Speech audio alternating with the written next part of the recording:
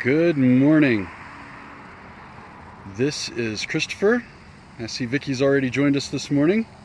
Good deal, good deal. We are, for those of you that will be watching this later, we are broadcasting live from Ute Valley Park. So as I said, this is Ute Valley Park. We are in Colorado Springs. It's good to have you guys here. And what we're doing is, this is my men's ministry.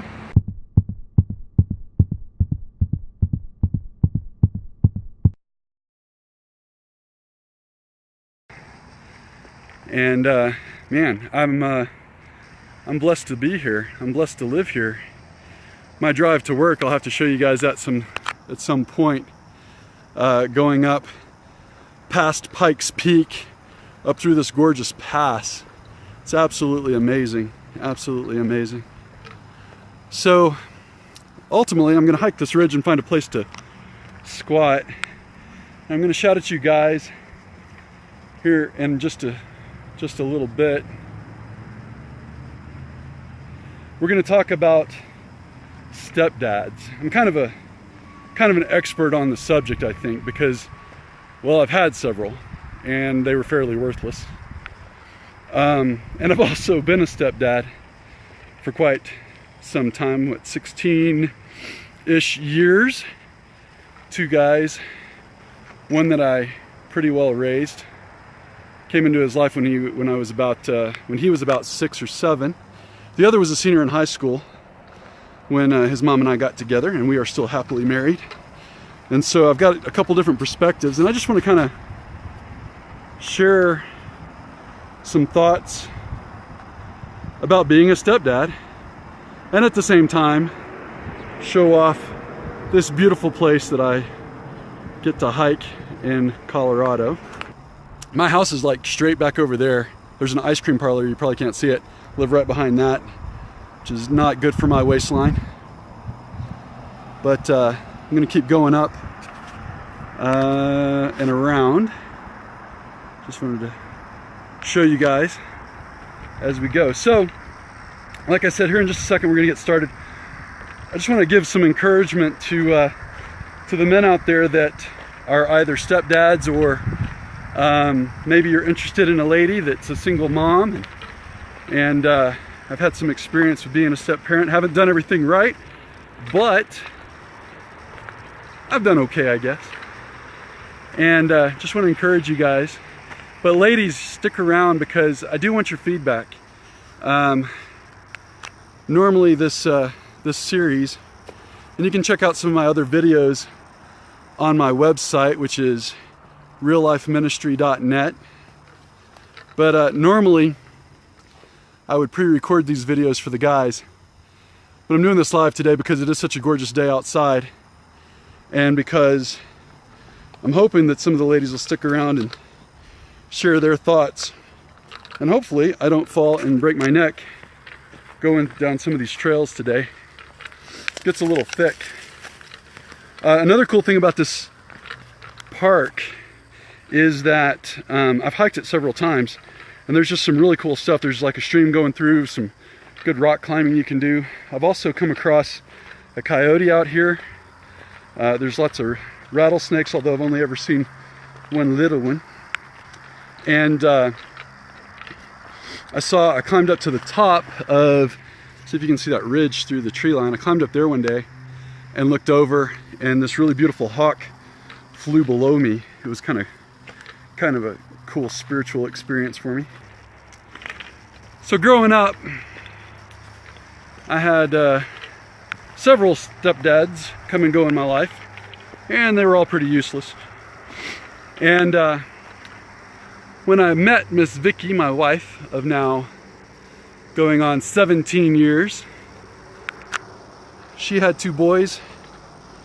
One was about 6 or 7. I'm not going to mention their names because I don't know if they'd want me to. The other was a senior in high school. And so I just want to encourage you guys today, if you're interested in a single mom, or if you've entered into stepfatherhood, maybe share some pointers, some insight with you.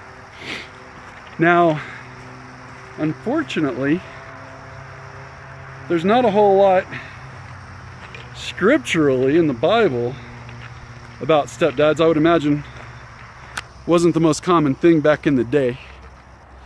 But there are a couple of things that I think that we can learn from there as well. And, you know, such as probably the most awesome stepdad in history, a guy by the name of Joseph.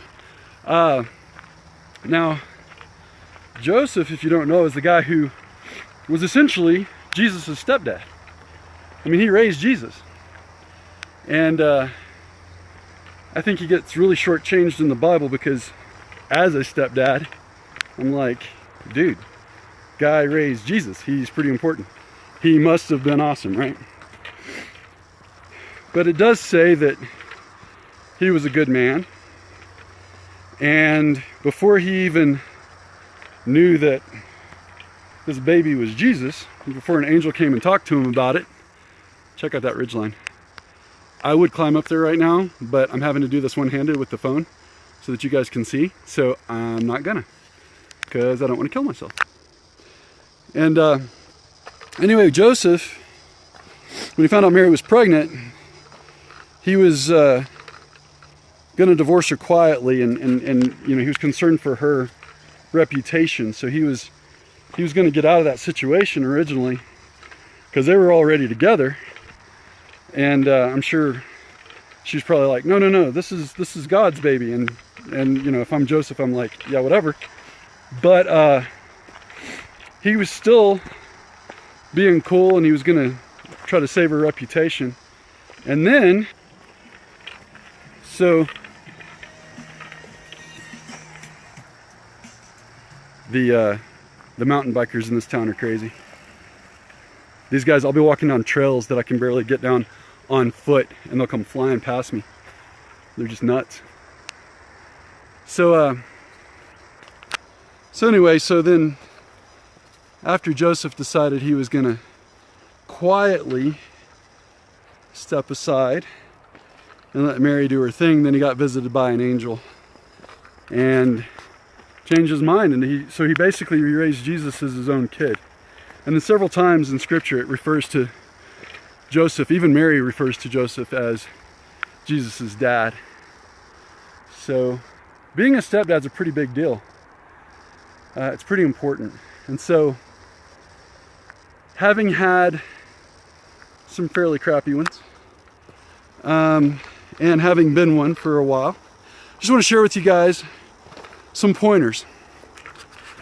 Now, first of all, as we're going, guys, if you are interested in a single mom, let me just give you a word of encouragement here.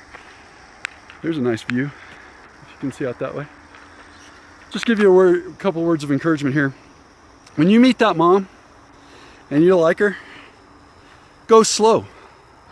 Go slow. Now, Vicky and I, we did not go slow.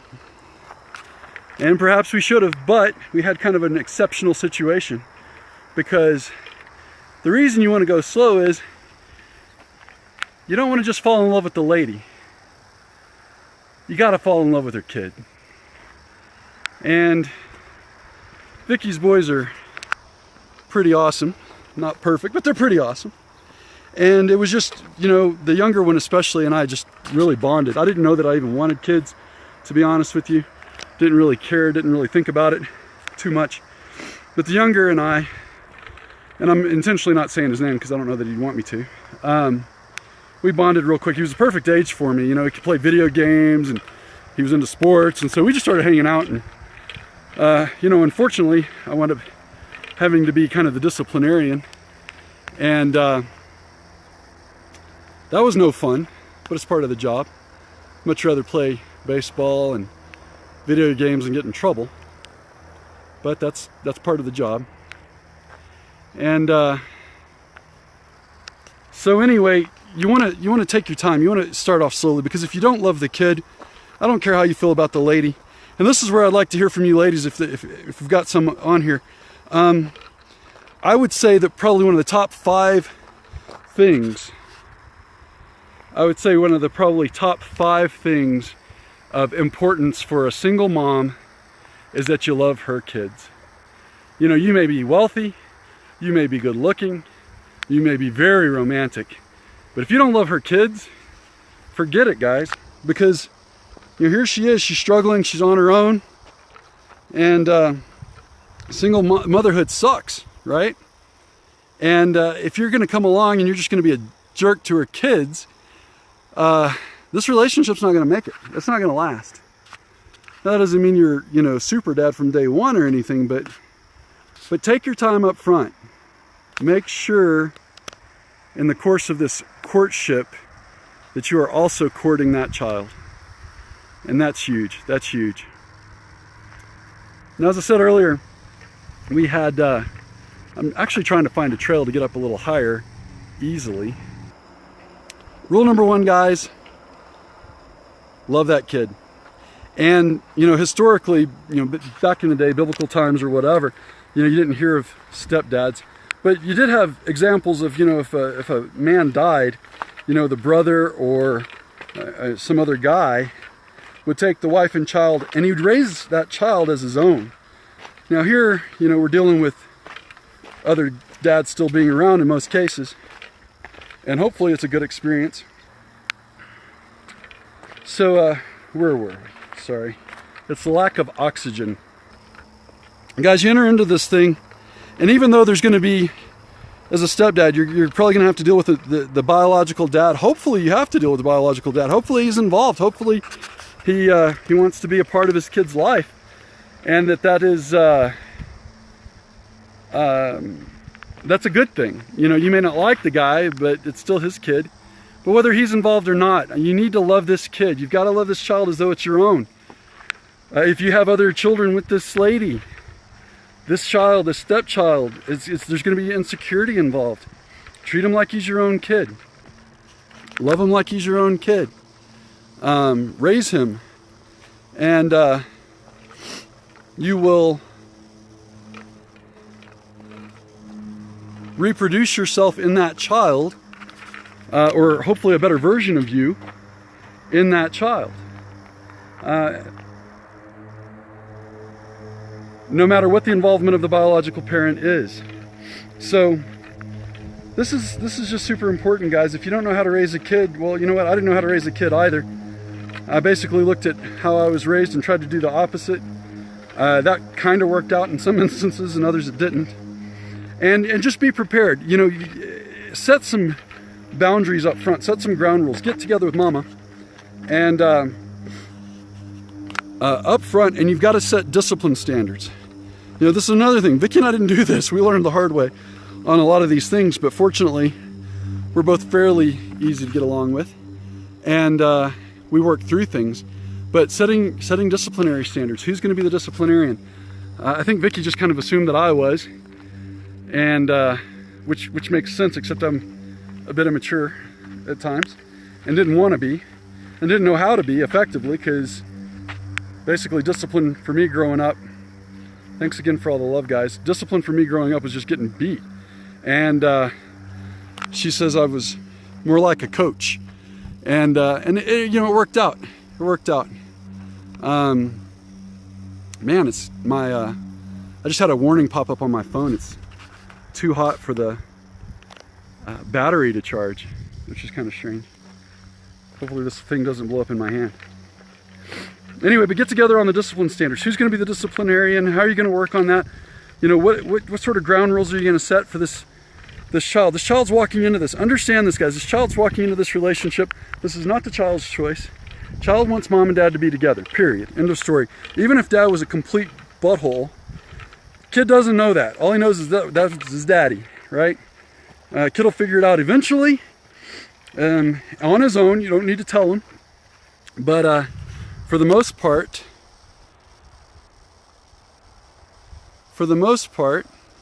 this kid, man, I'm getting a lot of love today. Thank you very much. For the most part, this kid's just going to love his dad. He's not going to understand. And you've got to come into this with the right attitude. Don't come in here, you know, I'm dad, this is my house, blah, blah, blah. At some point, this child is going to get upset with you and go, well, you're not my dad. Just be ready for that. But approach it gently. Approach it like, you know, a friend.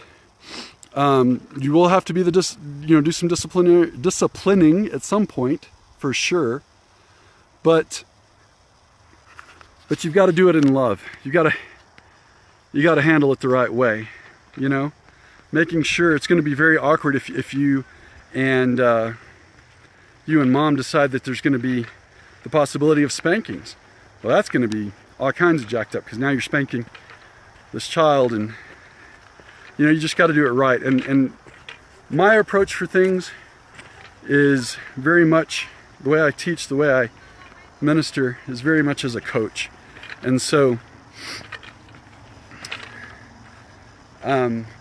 what I recommend is that same kind of thing. Build the kid up, encourage, support, let them make their mistakes, but don't for a second think that you're going to replace the father, because that just doesn't happen.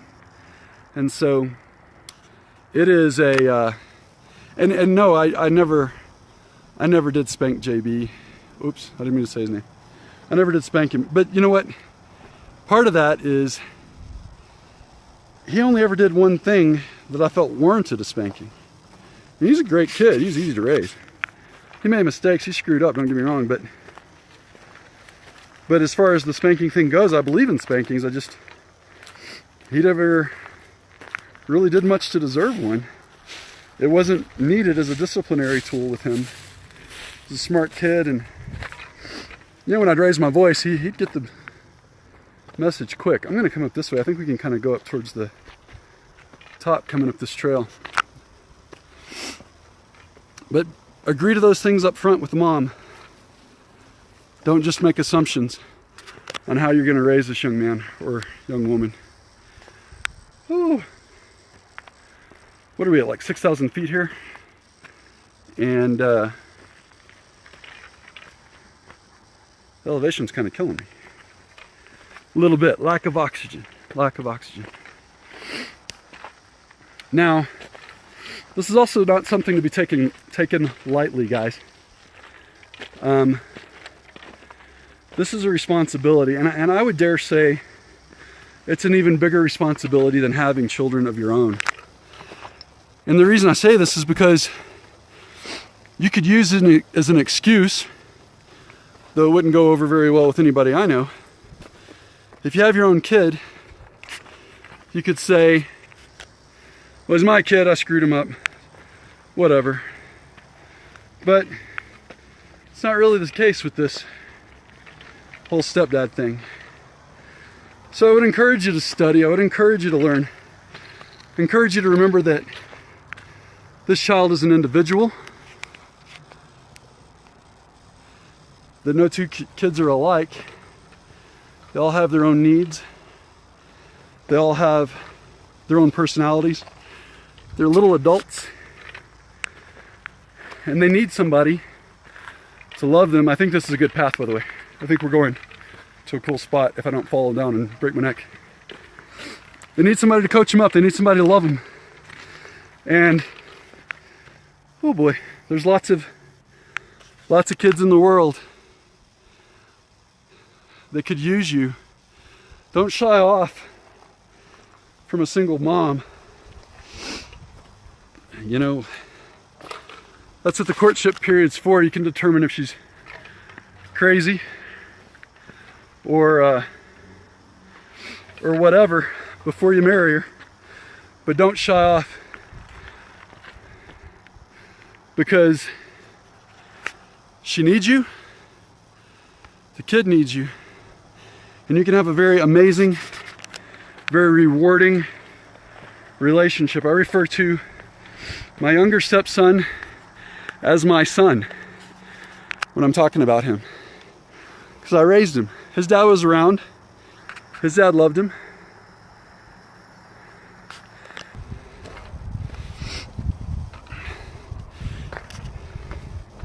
Here we go.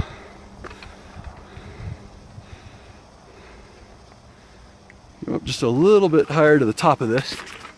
So we are up on a ridge at Ute Valley Park.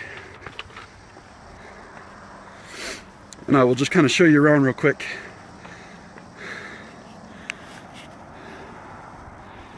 My house is over that way. And then this is Colorado Springs. And I'm gonna have to catch my breath. I'm actually gonna flip the camera around here in just one second, and we will kind of finish up. Downtown Colorado Springs is over that way. It's just gorgeous. Just gorgeous.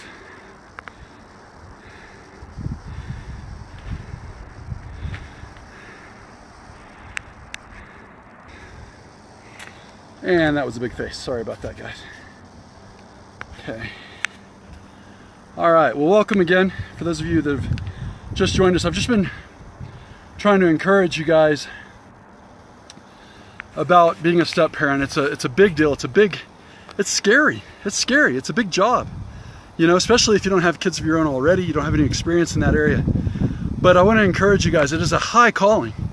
It's a high calling. And you know, as I said earlier, when you're in the courtship period, when you're dating that single mom, you know, understand the priority she places on you loving her child cannot be overstated. It's you'd be doing yourself, her, and the child a great injustice if you did not make sure that before you commit to that relationship, that you're all in. You're all in. You're going to become dad in a very real way, whether real dad's involved or not. You're going to be that person.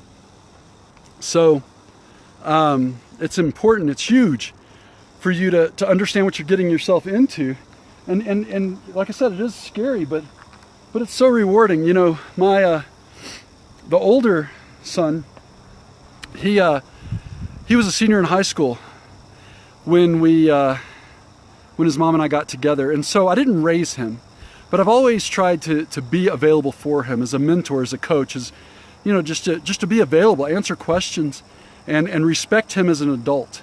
And we have a pretty good relationship. You know, we text each other at least once a week. You know, he lives in Texas still with his biological dad, and their relationship has taken off after so many years of not really having one. And I'd like to think that some of that was because I encouraged him. And then, you know, in the younger one, I pretty much raised him. His dad was a part of his life, loves him very much. But I did all the coaching. I did all the school supplies and running him around and things like that, and getting him to church and all that good stuff with his mom. And he's turned out pretty good, you know. He's a young man still figuring out his way in the world, but I instilled in him, to the best of my ability, the few good things that I had to offer. My work ethic, and that may be about the only good things I can think of. But I did my best, and I think he is better for it. And so, if you can pour into the life of a young person, whether it's as a step parent, if you can pour into the life of a young person as a coach, a big brother, big sister program kind of thing, whatever, you may not see up front the impact that you're having.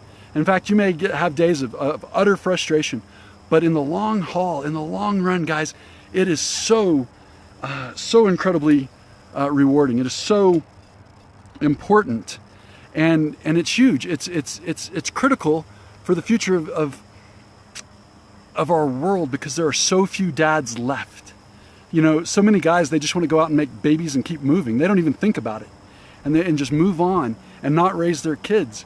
So guys like us, real men like us, can step up to the plate and provide a life, provide wisdom, provide counsel and guidance and discipline and all the good things that a kid needs.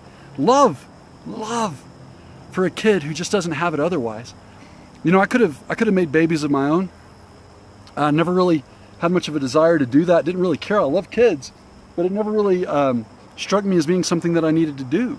And I haven't missed a single thing by not making a child of my own, because I've spoken in the lives of so many other kids.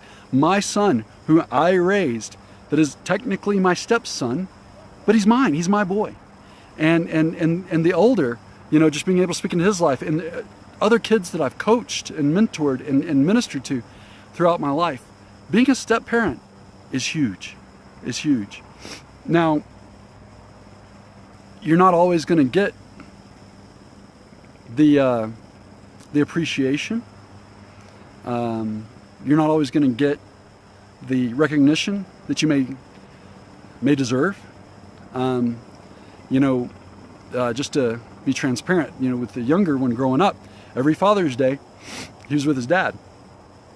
And I honestly, I know this may be kind of small of me, but it hurt. You know, it bothered me. I was like, well, wait, no, I'm his dad. I'm the one that's raising him. Why is he going over there? That's not fair. It's not right. Something interesting though is the older one who I didn't raise. I don't know if he knew this, if it was just some insight on his part, or if he was just being cool, just being respectful and loving. But he would always call me on Father's Day, even though I didn't raise him, and wish me a happy Father's Day, and that meant a lot to me. You know, there are certain things, being a step parent, that aren't completely perfect, right? But if you communicate well with mom, if you come together on the same page, if you build a home of love, and I'm not good at that. I'm not good at the love. Hey guys, welcome that just joined in. I'm not the most affectionate person. I'm not the most empathetic person. I'm the guy who just likes to fix stuff. You know, oh, you're crying. Are you bleeding to death? No, get over it. Here, let's wipe off the bobo and move on, kind of thing. That's just kind of my personality. But if you can create an environment of love for your stepkids, especially who are going to come into that thing and their self-esteem is going to be jacked up. They might blame themselves for the failure of the marriage. They're going to be unsure. They want their dad and mom to be together no matter what the circumstances looked like, because they're not going to understand that, you know. But if you create a happy home, if you spend the time, I had to get my boss to give me change my hours on my shift at work so that I could coach the younger. I've said his name already. I didn't mean to. Just because I don't know if he'd be okay with that. But, you know, I was there, you know, I was involved. I was a part of his life. And I don't think, and you could ask him this, but I don't think he would ever say that he ever once doubted that I cared for him. You know, I mean, when I was grouchy or yelling or whatever, he may have doubted, you know, in that moment, he may not have felt a whole lot of love there, but when he looks back at his childhood, if he looks back at the big picture, he's going to remember, he knows I was there. He knows I was a part. He knows that I cared. He knows that I provided to the best of my ability. And that, at the end of the day, is really, that's the best you can do, is the best you can do, right? So guys, I just, again, just wanted to encourage you that being a stepdad is a high calling. Jesus had a stepdad, right? And God himself, God the Father, entrusted this guy, Joseph, to raise his kid. So if that's not a high calling, I don't know what is. You know, you can read and it doesn't say a whole lot about the guy in the Bible, but you know he was a good man. You know, culturally speaking, he was the head of the house and led the family in prayer and worship and study and things like that. You know, he taught Jesus a trade as a carpenter and things like that. So this guy, I just, you know, the guys that actually wrote the Bible, I kind of figure, you know, as they're writing this stuff down, they were probably like, what do we do with this guy? Because they didn't really understand that whole concept of the stepdad back then. It wasn't very common. And so, you know, they didn't give him his fair shake, in my opinion, as a stepdad. But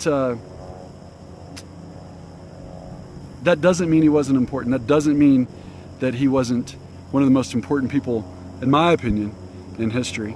And maybe I'm just saying that because I am a stepdad and trying to toot my own horn, but I know that this job that I was entrusted with has been a huge blessing in my life. And now I've got two boys that are adults, and their future, for both of them, their future is bright.